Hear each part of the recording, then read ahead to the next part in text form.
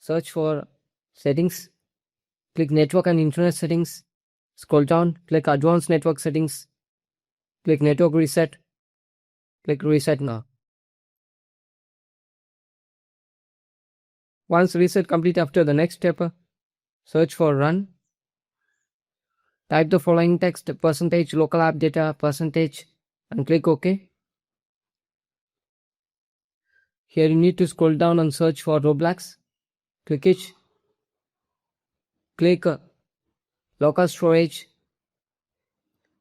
Delete the files inside the local storage. Come back, click log folder and delete the files and folder inside the log folder. Come back and delete the temp capture storage. Once deleting these three things, then come back and search for Windows Defender Firewall. Click it. Click allow an app or features through Windows Defender Firewall on the left hand side. Click it. Click change settings. Scroll down. Click Roblox. Make sure it should be in private and public. If it's not available, means no problem. You can add it by using allow another app. Click it. Click browse. And you need to browse the application.